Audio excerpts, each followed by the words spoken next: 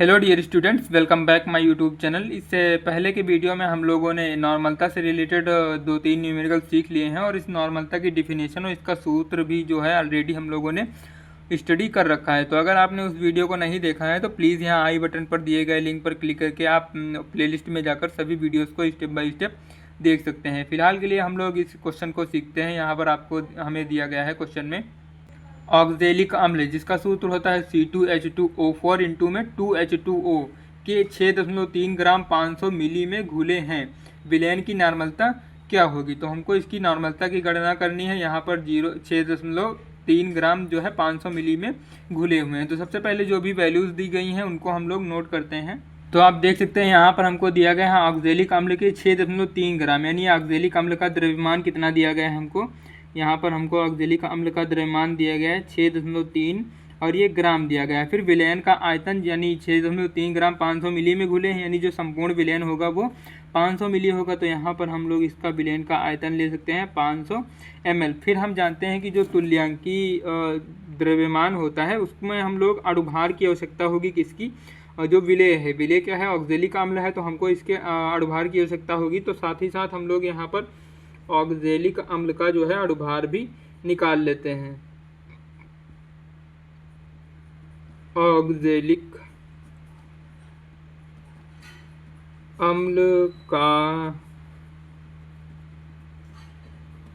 अणुभार, oxalic अम्ल के जो भी अणुभार होता है उसको हम लोग स्मॉल m से प्रेजेंट करते हैं, और जिसका भी हमको अणुभार निकालना होता है उसका हम लोग फार्मूला यहाँ पर प्रेजेंट कर देते हैं। जैसे C2H2O4 इंटू में 2H2O। तो पिछले वीडियो में आपने देखा होगा कि इसका अणुभार हम लोगों ने कितना कैलकुलेट किया था, 126 ग्राम प्रति मोल कैलकुलेट किया है। अगर आप इसका अणुभार नहीं जान पाए हैं कि कैसे निकल के आया तो इससे पहले की वीडियो जो भी है आप उसको देख लीजिए। आप 126 ग्राम प्रति मोल कैसे निकल के आया आप जान जाएंगे। तो फिर हम लोग यहाँ पर क्या करेंगे, नॉर्मलता का जो फार्मूला होता है वो होता है नॉर्मलता, जिसको हम लोग कैपिटल N से प्रेजेंट करते हैं। वो होता है विलेय का द्रव्यमान बटे में ये होता है तुल्यांकीय द्रव्यमान इंटू विलयन का आयतन। अगर आयतन ml में आप देख सकते हैं दिया गया है तो हम लोग ऊपर क्या करेंगे, 1000 से गुणा करेंगे। अब हम जानते हैं कि यहाँ पर तुल्यांकीय द्रव्यमान हमको निकालना है। तो तुल्यांकीय द्रव्यमान निकालने के लिए इसका फार्मूला होता है तुल्यांकीय द्रव्यमान। तुल्यांकीय द्रव्यमान जिसको हम लोग कैपिटल E से प्रेजेंट करते हैं, जो कि होता है अणुभार।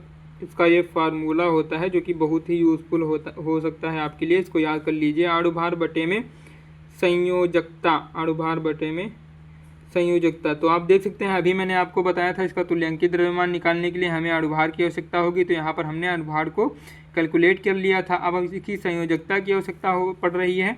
तो हम यहाँ पर जो ऑक्जेलिक अम्ल है जिसको हम लोग जिसका सूत्र होता है C2H2O4, यहाँ पर हम लोग H2O को हटा देंगे जब इसको हम आयनित करेंगे, क्योंकि आयनित करने पर तो जल है तो जल तो निकल ही जाएगा।